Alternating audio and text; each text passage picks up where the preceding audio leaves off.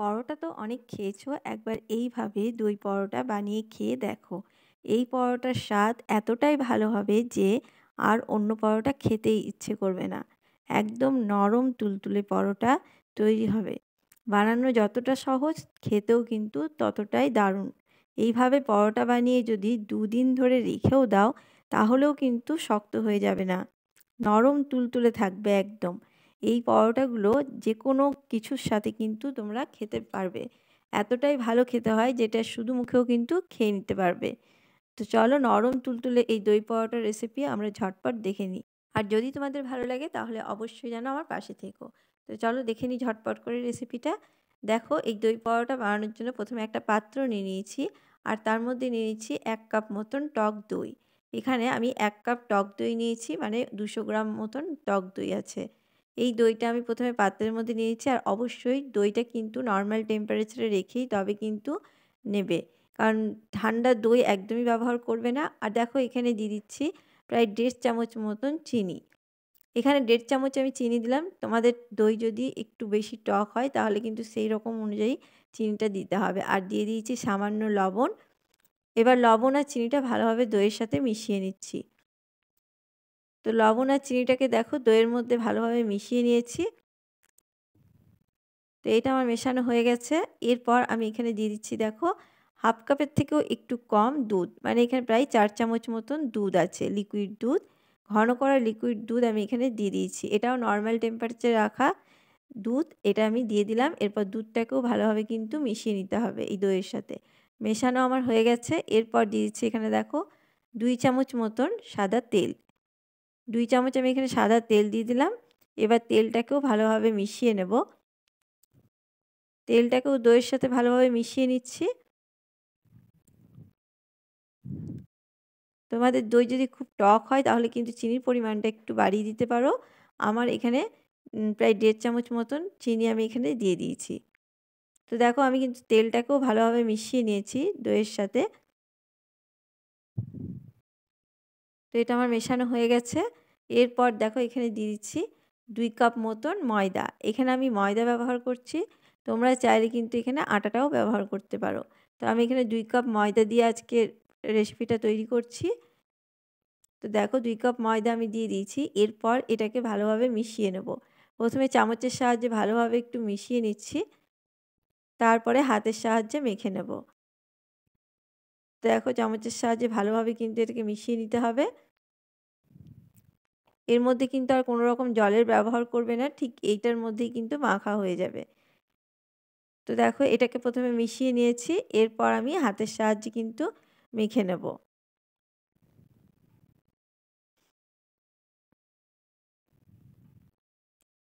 তো একটু হাতের সাহায্যে ভালোভাবে চেপে, চেপে একটা ডো তৈরি করে নেব। এটা কিন্তু ডোটা খুব একটা শক্ত কিন্তু ডো তৈরি হবে না। একটু নরম ডো তৈরি করে নিতে হবে। তবেই কিন্তু পরোটাগুলো বেশ নরম তৈরি করতে পারবে। তো দেখো হাত দিয়ে আমি ভালোভাবে একটা নরম ডো তৈরি করে নিচ্ছি। তো বন্ধুরা তোমরা কে কোথায় থেকে দেখছো অবশ্যই কিন্তু কমেন্ট বক্সে জানাতে ভুলো না। আমি তাহলে ধন্যবাদ জানাতে পারবো তোমাদেরকে। আর যে সকল বন্ধুরা আমার ভিডিও দেখো তাদেরকে অসংখ্য, অসংখ্য ধন্যবাদ জানাই। এভাবেই আমার পাশে থেকো। তো দেখতেই পাচ্ছ আমি কিন্তু ডোটাকে পুরো তৈরি করে নিয়েছি। একটু ভালোভাবে ঠেসে, ঠেসে ভালো করে মেখে নিয়েছি। আর কতটা নরম হয়েছে দেখে তোমরা বুঝতেই পারছো। এইভাবেই কিন্তু ডোটাকে তৈরি করে নিতে হবে। তো দেখো ডোটা কিন্তু আমার তৈরি হয়ে গেছে। এরপর আমি এখানে একটু তেল নিয়ে নেব। সাদা তেল একটু ওপর থেকে দিয়ে দিচ্ছি যাতে এটা শুকিয়ে না যায়। ওপরটা একটু এইভাবে কিন্তু তেলটা লাগিয়ে আমি এবার চাপা দিয়ে এটাকে রেখে দেবো। তো এটাকে আমি চাপা দিয়ে কিছুক্ষণের জন্য রেস্ট রেখে দিচ্ছি প্রায় ১০ থেকে ১৫ মিনিট, তাহলে কিন্তু খুব ভালোভাবে তৈরি করা যাবে। ততক্ষণে দেখো এদিকে আমি একটা বাটি নিয়ে নিয়েছি, আর তার মধ্যে নিয়ে নিচ্ছি ২ চামচ মতন কর্নফ্লাওয়ার। ২ চামচ কর্নফ্লাওয়ারের সাথে আমি এখানে ২ চামচ মতন দিয়ে দিচ্ছি সাদা তেল। দিয়ে একটা মিশ্রণ তৈরি করে নেব। একটা ঘন মিশ্রণ একটা তৈরি করে নেব।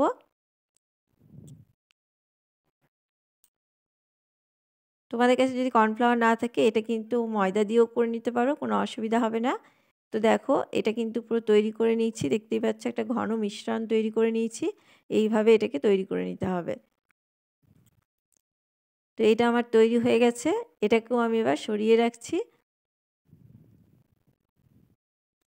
আর এইদিকে দেখো এরপর ময়দাটা কিন্তু পুরো সেট হয়ে গেছে, খুব সুন্দরভাবে কিন্তু এটা সেট হয়ে গেছে। আর এইভাবে কিন্তু নরমই তৈরি করে নিতে হবে, ডোটা কোনো রকমভাবে কিন্তু শক্তভাবে তৈরি করবে না। এরপর এখান থেকে কিছু লেচি কেটে নিচ্ছি, এখান থেকে প্রায় 10টা মতন 10 থেকে 12টা মতন কিন্তু লেচি তৈরি হয়ে যাবে। তো দেখো আমি প্রত্যেকটা লেচিকে কেটে তোমাদেরকে দেখাচ্ছি। দেখো লেচি কিন্তু আমি রেডি করে নিয়েছি, দেখতেই পাচ্ছ। তো এই লেচিগুলো আমি রেডি করে নিয়েছি, এবার এখান থেকে একটা লেচি নিয়ে নেব। তার আগে এখানে একটু তেল ব্রাশ করে নিচ্ছি, এখানে কিন্তু কোনো রকম ময়দা দিয়ে এটাকে বেলা যাবে না, একটু সামান্য তেল দিয়ে তারপরে কিন্তু বেলে নিতে হবে। তো দেখো এখানে আমি একটা লেচি নিয়ে নিয়েছি, এবার লেচিটাকে নিয়ে আমি এবার বেলে নেব। প্রথমে আমি একটা বড় রুটির মতন বেলে নেব, একটু পাতলা করে বড় সাইজের একটা রুটি বেলে নেব।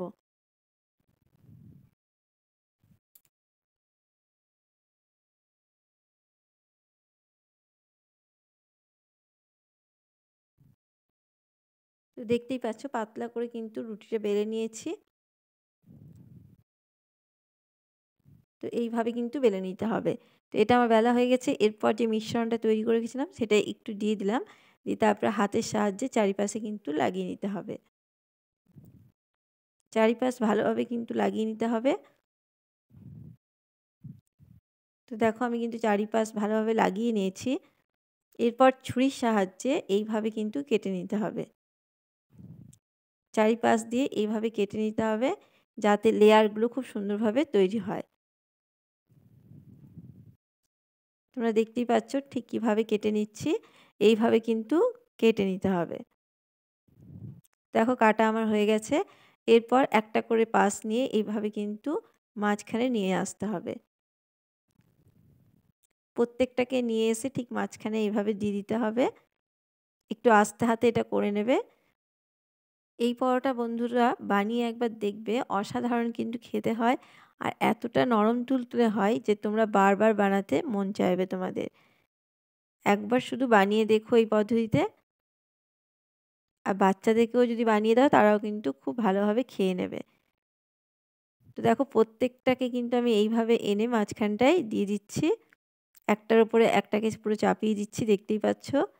এইভাবে খুব সুন্দর একটা লেয়ার তৈরি হবে। তো দেখো এরপর সবগুলোকে একসঙ্গে এইভাবে কিন্তু জড়ো করে একটা লেচিটাকে ঠিক করে নিতে হবে। তো দেখো একটা লেচি পুরো ভালোভাবে তৈরি করে নিয়েছি। এরপর এটাকে আমি বেলে নেব,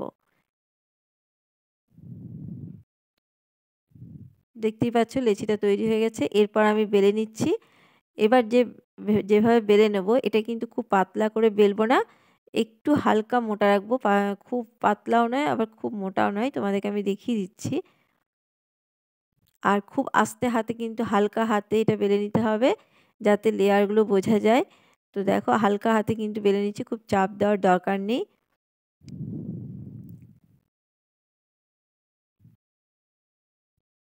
একটু মিডিয়াম সাইজের বেলে নিচ্ছি, খুব বেশি বড়ও করব না।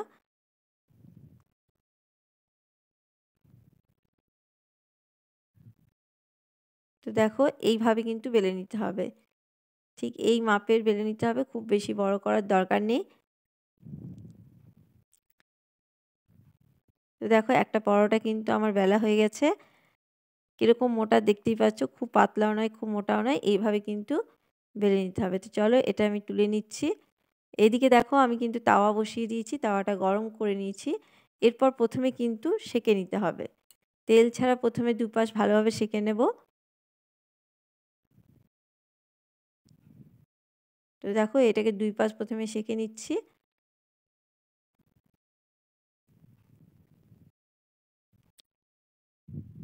এরপর ওপর থেকে আমি তেল ব্রাশ করে দেবো, খুব বেশি তেলের প্রয়োজন পড়বে না, তেলটাকে ওপর থেকে ভালোভাবে ব্রাশ করে নিতে হবে।